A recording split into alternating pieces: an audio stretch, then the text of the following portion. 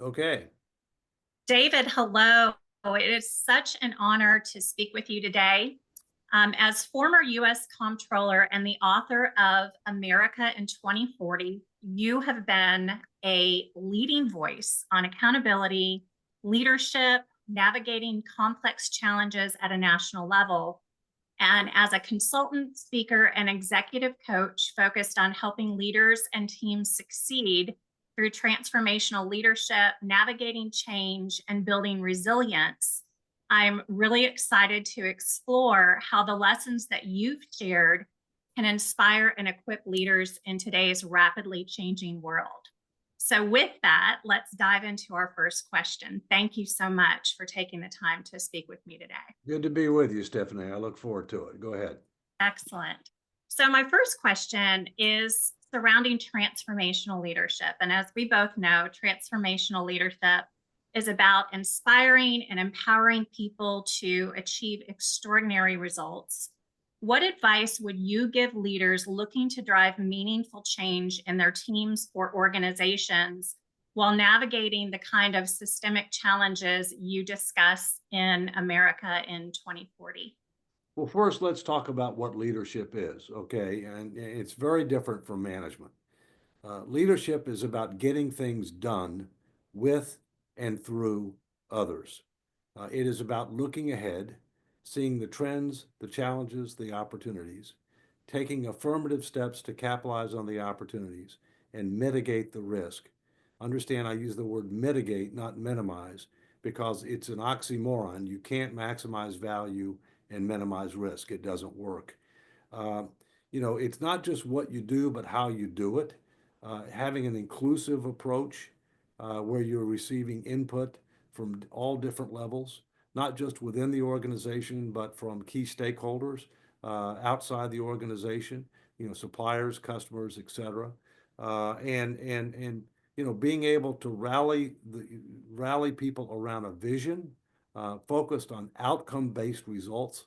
What are you trying to achieve based upon outcomes? And then aligning all of your activities, whether they be institutional or individual, towards being consistent with those core values, achieving the desired results with ongoing communication with regard to what's going well, what's not going well, where do we need to change course, giving credit for successes, and admitting mistakes and making course directions. Those are just a few things off the top of my head. I love it. So, there's a couple things that you said that I want to reiterate: communication, consistency, core values, culture, course correction, all starting with C's, which is helpful for people to remember. I absolutely love what you just shared. Incredible nuggets. Thank you. Thank you very much. So, I like alliterations too. Go ahead. yes. My next question is surrounding resilient leadership.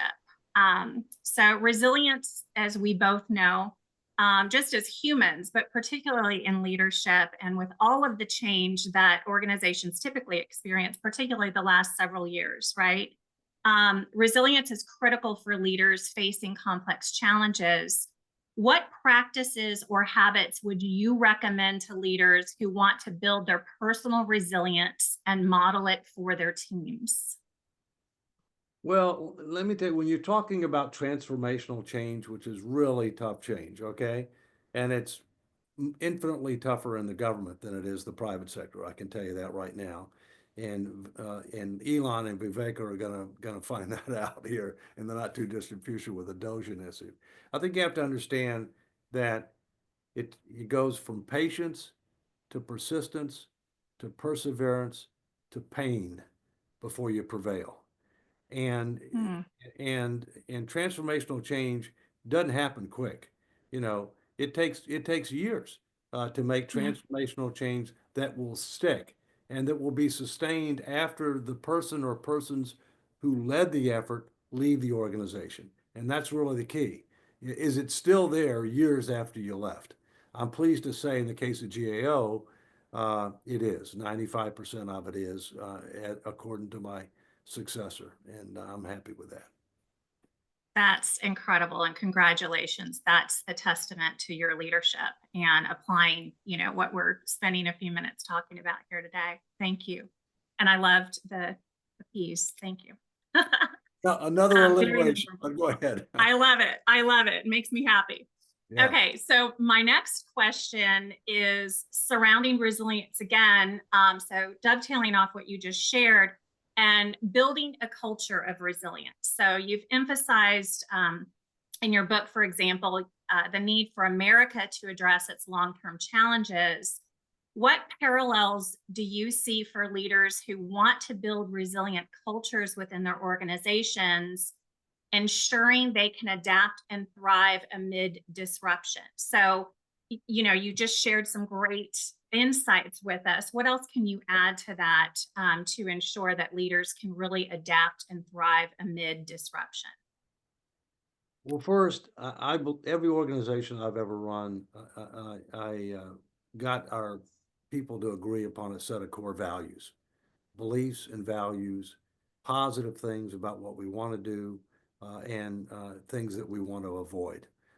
Core values that are timeless over time. And in every organization I've ever led, the central core value was integrity. If you don't have integrity, you don't have much. Okay. Secondly, you have to have goals. I mean, what are you trying to achieve, and how do you measure success? And those can be different in the private sector, the public sector, the not-for-profit sector. But you need to have those. They need to be outcome-based goals. You need to make sure that you have a balanced scorecard approach. How are you doing based on those goals? What do your employees think? What do your customers and other key stakeholders think, if you will? And how are you affecting the communities that you're involved with? And so I think, core values, goals, balanced scorecard approaches, and then linking institutional and individual performance measurement and reward systems. Once you know what we're here about, what we believe in, how we measure success, uh, uh, then making sure that all the institutional individual measures are linked to make sure that people are having to practice that and to focus on that on a day-to-day basis. That's excellent. Great, great tips.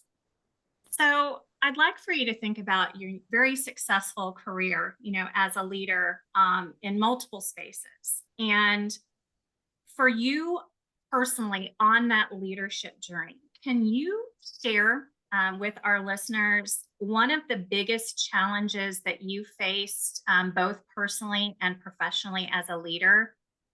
And how did you overcome that? What were some of the strategies that you used? And if you can share maybe what you learned in the process, I think that would be really helpful. Yeah, I guess there's a couple. One was visible externally, and one wasn't. I had a challenge when I was Comptroller General of the United States with regard to the Vice President of the United States, Dick Cheney.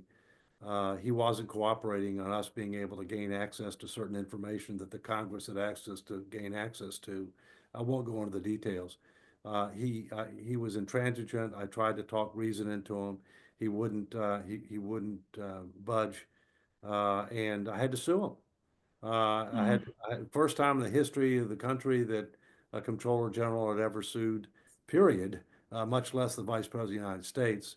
Um, Unfortunately, a district court judge dismissed the suit for lack of standing, improperly, I might add, but we won in the court of public opinion on the issue. And so I never had another problem with regard to the issue. And then we subsequently changed the law to make sure to clear that the Comptroller General had the right to sue anybody, including the president, if necessary, which hopefully will never happen. The other change was internal. I made major, major changes at GAO, and it's a partnership. It's not just me. I was leading it, but other people obviously helped. Sure. And One of the things I was shocked by was that when I first came in, the agency didn't have a strategic plan. We took care of that pretty quickly. But the other thing I was shocked by is when I analyzed pay and performance, I found out that there was a negative correlation between pay, performance, and level of responsibility. Negative Mm. correlation, okay? Which, needless to say, is not good, not Yeah. sustainable, especially when you're in a resource constrained environment. So I had to take that on, and that was very controversial. And I did it quicker than I would have liked to have done it, okay? For a good reason, but quicker than I would like to have done it. And so my regret was I wasn't able to do it, slower. All right. Mm. And I think it would have gone better. I got to implement it, okay, but with more angst than I think was Yeah. necessary. Uh, Because people didn't have time to go through the natural change yeah, right. cycle I and mean, all of that. Yeah. and as you know, Stephanie, it's not just what you do, but how you do it that matters. Okay. So I absolutely positively believe I did the right thing. And candidly, the reason that I went quicker was, but there was going to be a change of control on Capitol Hill. And I felt that Mm. it was a lot more difficult for me to be able to make the change after that change of control. And I felt it was critical to make the change and take the heat rather than risk not being able to make the change. Sure. So you had to make a strategic decision Right. for the best possible outcome. That's awesome. So we are at time, David. It's Okay. been such an honor and a pleasure to speak with you. Before we go, can you tell everyone again the full name of your book Sure. and where they can purchase it? Well, thank you, Stephanie. It's America in 2040, still a superpower, a pathway to success. And you can find out more about it at americain2040.com. Thank you so much, Stephanie. Thank you, David. Happy New Year.